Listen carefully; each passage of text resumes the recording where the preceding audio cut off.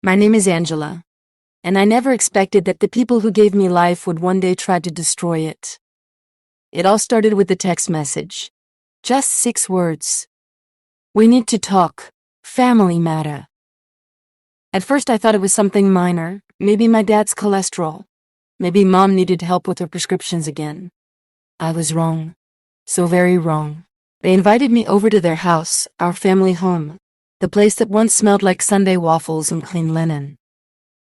I stepped into the living room. My sister Naomi was already sitting on the couch, smiling, too smug for comfort. I hadn't seen her in a while. Not since the graduation party I threw for her when she got her master's degree. I remember spending 3 days decorating the backyard, blowing up balloons, and paying for the caterer when my parents claimed money was tight. That same sister now lived in a new 2-story home in the upscale part of town. A house I thought she'd bought on her own. Turns out, I thought wrong again. Dad cleared his throat. We bought Naomi a house, he said flatly, and we decided that you should take care of the mortgage payments. I blinked. Froze. I actually thought I had misheard. Wait, what? I asked. Mom nodded as if it was the most natural thing in the world. It's only fair, she said. You don't have kids. You have a stable job. Naomi is still trying to get her business off the ground. You should help. I could feel my heart pounding in my chest, like a siren was going off inside me. You're saying I should pay for her house? I whispered. Dad slid a thick manila envelope across the table. You'll find everything inside me, he said. I opened it. Inside were documents, mortgage papers. My name listed as cosigner. No, not just cosigner, primary payer. I felt the world tilt. You put me on this without my permission? I asked, my voice rising.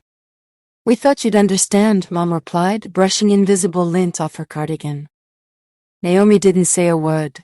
She just watched, that same crooked smile on her lips. I stood up and walked out, drove straight home. Didn't sleep that night, or the one after. Then came the real slap. 3 weeks later, I received a letter from a lawyer. My parents had sued me for breach of contract. They were demanding $480,000. Naomi had moved in, decorated, invited her friends over for parties, and now they were coming after me to pay for it. I didn't cry. I didn't scream. I just felt empty. And then, I got angry. Not rage, angry. Something worse. Cold. Calculating. Controlled. I knew I had to fight, but not just legally. No. I wanted them to feel what betrayal tasted like. But first I had to gather my strength. So I went quiet. Didn't respond to the lawyer's letter. Didn't answer their calls. I needed time. To plan. To think. And most of all, to investigate. I reached out to an old college friend who worked in real estate law. I told her everything. She reviewed the papers and immediately found something strange. They forged your signature, she said, pointing to the document. And if you hadn't noticed, these dates don't even align with your location. I remembered. I was in New York on those dates for a conference. I had hotel receipts, flight bookings, time-stamped photos. So we filed a counter lawsuit. Fraud, forgery, intentional infliction of emotional distress. But that wasn't enough for me. I didn't just want to win, I wanted to expose them. So I started documenting everything. Phone calls, texts, emails, even Naomi's social media posts showing off her dream home, including the one where she wrote, "Thanks to Mom and Dad for the gift of a lifetime." Screenshotted, archived, ready. And then came court day. The room was cold, sterile. My parents sat with their lawyer, pretending to look heartbroken. Naomi wore a white dress. Symbolic, I guess. I wore black. Symbolic too. Spoke about family obligation, financial fairness, and helping a struggling sibling. Then it was my turn. My lawyer stood up. "Your Honor," she began, "this is not about fairness. This is about fraud." Then she passed the judge a folder. Inside were all the receipts. Proof I was in New York. Proof my signature was forged. Screenshots. Even audio recordings where Naomi admitted over the phone. "Angela doesn't know about the house yet, but once it's done, she'll have no choice." Their lawyer's face dropped. The judge looked furious. And then, the gavel came down. The case was dismissed. Countersuit accepted. My parents were now legally required to pay me $300,000 in damages. The house went into foreclosure. Naomi moved back in with them. And me? I took that money and did something bold. I bought a house of my own, right across the street. Every morning I sip coffee on my porch and smile. Because sometimes the sweetest revenge is making sure they see you thrive. Every single day. And they do. Oh, they do. Would you do the same if your own family betrayed you like this? Let me know below, because some lessons are paid for in pain, but others are paid back with interest. I didn't move into that house right away. Not because I wasn't proud of the win, but because I needed time to breathe, to finally understand what had just happened, to process the fact that my own parents, my blood, had tried to financially ruin me. And for what? So Naomi could sit comfortably in a home she didn't earn. It wasn't just about the money anymore. It was about principle. It was about knowing that I was always the one expected to be the responsible one, the helper, the backup plan when they messed up. I didn't cry when I got the verdict. I didn't cry when I got the verdict. Still, like something inside me had settled after years of being unsettled. But healing isn't instant. The wounds my parents left weren't visible, but they were deep. So I started writing everything down. Every memory, every moment of favoritism. Every time Naomi was celebrated for the bare minimum, while I was overlooked for doing 10 times more. I remembered birthdays where she got expensive gifts, while I got a year too old for presents now. I remembered school awards where she got flowers and applause, and I got a ride home. I remembered every time they made me feel like a second choice, and now they had turned that favoritism into financial warfare. But here's the twist. Even after everything, they still didn't apologize. Not once. They didn't call after the verdict. Didn't send a message. Not even a word from Naomi.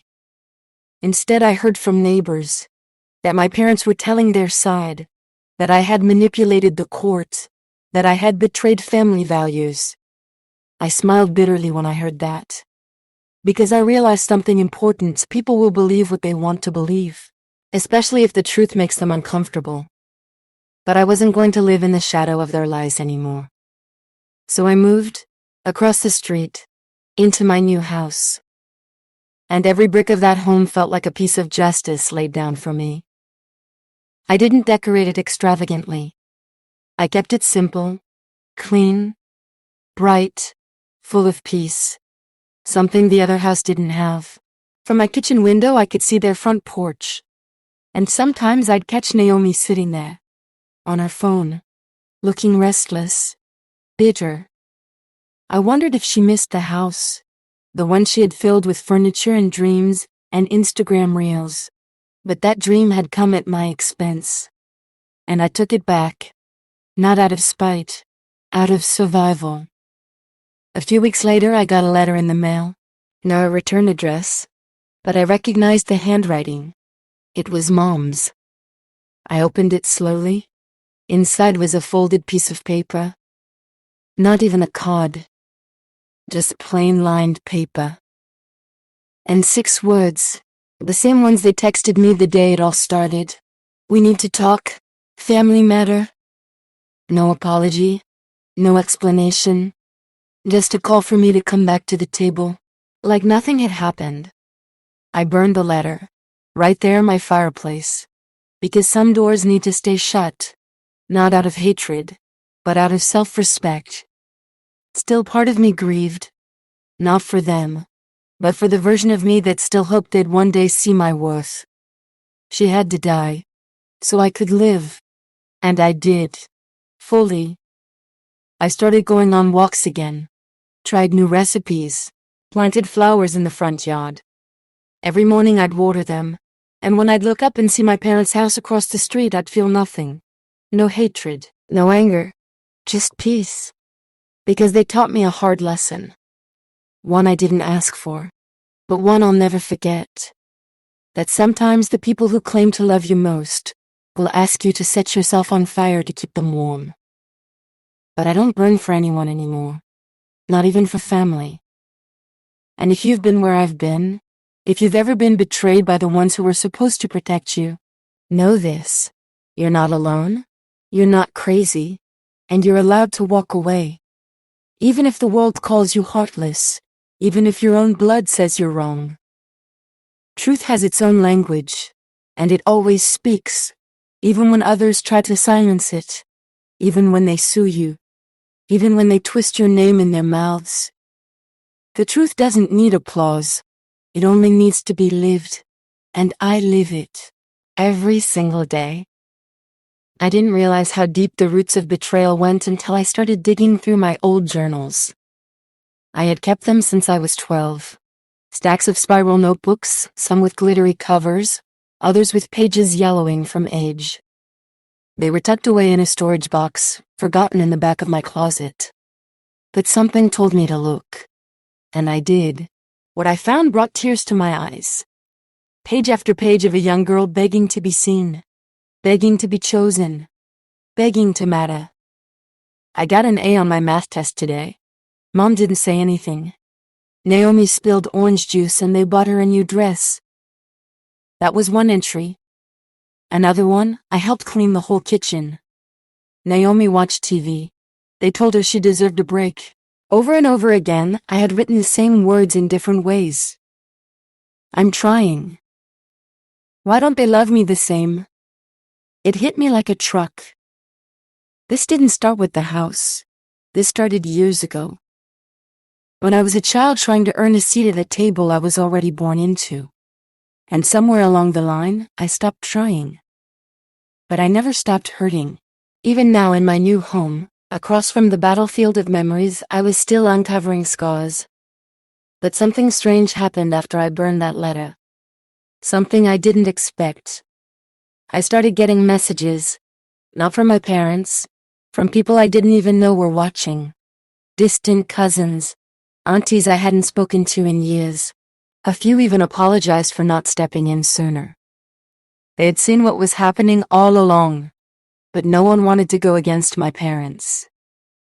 They always had this way of making everyone believe Naomi was the angel, one cousin wrote. And you? You were just the workhorse. Another message said, we saw what you did, and we're proud of you. You stood up when most would have folded. I didn't know whether to cry or be angry. Where were all these voices when I was breaking? But I also realized something. Sometimes silence isn't agreement. Sometimes people stay quiet because they don't know how to fight back. But I did. And now they were finally saying it out loud. That I had every right to protect myself. Every right to walk away. And every right to win. But just when I thought the storm had passed, another letter came. This time it wasn't from my parents. It was from a law firm. Not the same one they used. This one was addressed specifically to me. The envelope was crisp, elegant. Inside was a legal document and a letter from my grandfather. He had passed away 2 years ago. I remembered sitting at the back of the funeral, Barry noticed. My hands started to tremble. He had left me something. Something important. The letter continued. I tried to fix it in the only way I knew how. I left you the farmland in Cedar Grove. It's more valuable than you think. And I wanted it to be yours. Not Naomi's. Not theirs. Yours. It was a piece of land he used to take me to when I was little. We'd pick blueberries there. He'd let me ride the tractor. I always thought it was just sentimental. Turns out it was worth over $1.2 million. Untouched land. Surrounded by new commercial development. A gold mine. And it was mine. But my parents never told me. They hid it. They kept the original will from me. Probably assumed I'd never find out. But truth has a way of crawling out of the dark. And when it does, it changes everything. I contacted the law firm. They confirmed everything. The land title had already been transferred to me. Legally. Irrevocably. The only reason I hadn't known was because the notification had been sent to my parents' house. They never passed it on. I could have missed out on a legacy. But instead, I gained something even more powerful. Proof that I had always mattered, even if they didn't say it out loud, even if they tried to erase it, even if Naomi was painted as the favorite. My grandfather saw me. He knew. And he made sure I would know too. I stood on that land a week later. The grass was overgrown. The trees wild and unkempt. But to me it looked like hope. It smelled like justice. I closed my eyes and smiled. Because now I had something they couldn't take. And something they never expected, a future that didn't include begging anyone to choose me. I was chosen. I always had been. They just didn't see it. Or maybe they did. And that's why they tried to destroy me.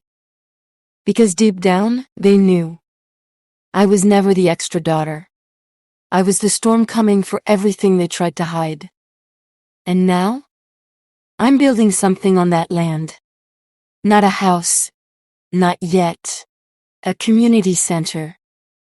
For kids like me, who grew up feeling invisible. Who need someone to say, you matter. And I'll be there to say it. To mean it.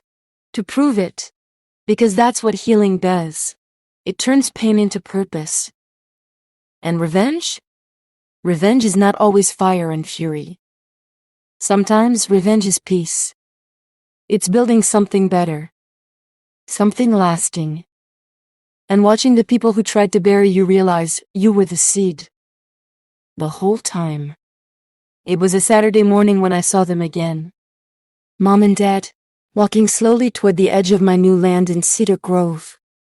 They must have heard. The town newspaper had run a feature about the community center I was building. Local woman transforms inherited farmland into a haven for kids. My name was on the front page. Not Naomi's. Not theirs. Mine. They stood just beyond the gate, unsure if they could come closer. I was standing by the construction trailer, clipboard in hand, reviewing blueprints. When I saw them, I didn't flinch. I didn't run. I didn't shrink. I simply walked toward them. Step by step. Confident. Quiet. When I reached the gate, they still hadn't spoken. I could see the tiredness in their eyes, the shame they were trying to hide under polite smiles. But it was too late for smiles. Too late for rehearsed expressions. This was the moment they didn't think would ever come. Where they would have to look me in the eye, not as a backup plan, not as a wallet, but as a woman who had survived them. Angela, Mom finally said. Her voice cracked a little. Dad nodded slowly. We saw the article, he added. I folded my arms. Said nothing. Mom glanced around. This land, it looks so different now. You've really done something beautiful here. Still I didn't speak. Not yet. Dad took a breath, then met my eyes. We didn't know you knew about the will. There it was. Not an apology, not an explanation. Just confirmation. Confirmation that they had kept it from me. That they had decided I wasn't worthy of legacy. You kept it quiet, I finally said. My voice was steady. Calm. You made a choice. You hid what was mine, and you tried to break me when I refused to pay for Naomi's life. Mom's eyes welled up. I know we didn't handle things right, I raised a hand. Cut her off. You didn't just handle things wrong. You betrayed me. You forged my name. You sued me. You lied about me. You let everyone believe I was the problem. They both looked down. Silent now. Heavy with the truth. I took another step forward. This land belonged to Grandpa. And he saw me. He knew what I was worth even when you didn't. Mom covered her mouth. Dad's shoulders sagged. You came here because you wanted something, I said plainly. Not because you're sorry. Not because you want to heal. You came because you realized you lost. And you thought maybe, just maybe, you could still have a piece of what I built. They didn't deny it. Didn't try. Because it was true. And truth doesn't flinch. I looked past them at the distant road that led back to the life I had escaped. Then I looked back into the eyes of the two people who once called themselves my foundation. You don't get to be a part of this, I said. Not angrily. Not cruelly. Just honestly. This center is for kids who were overlooked, forgotten, abandoned by the very people meant to protect them. I looked into my mother's trembling face. You don't get to stand here and pretend you were never part of that problem. And then I turned to my father. You always said I was strong, that I didn't need as much, that Naomi needed more. But maybe that was just your excuse for giving me less. They were crying now, but I didn't offer comfort, because sometimes the most powerful act of healing is not patching broken bridges. It's building something new, somewhere else, with your own hands. They stood there, rooted in silence. I didn't wait for them to speak, didn't wait for permission. I simply turned around and walked back toward the construction trailer. My crew was waiting. The sun was higher now, casting golden light across the open land. A breeze blew softly through the trees. And for the first time in my life, I felt entirely free. Free from the need to explain myself. Free from the hunger for their approval. Free from the weight of not being enough. Because I had always been enough. They just didn't see it. But I did. Now. And that was all that mattered. Weeks passed. The center was built. Kids started coming. Laughing.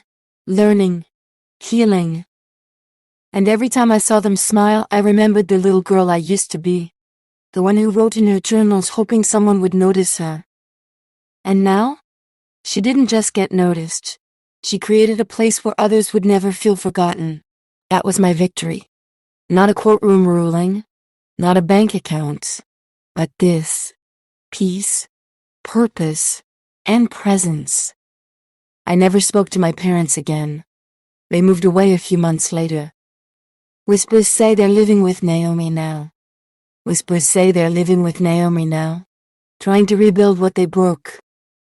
But that's not my concern anymore. I have my own story, my own family now. Not bound by blood, but by love, by truth, by choice.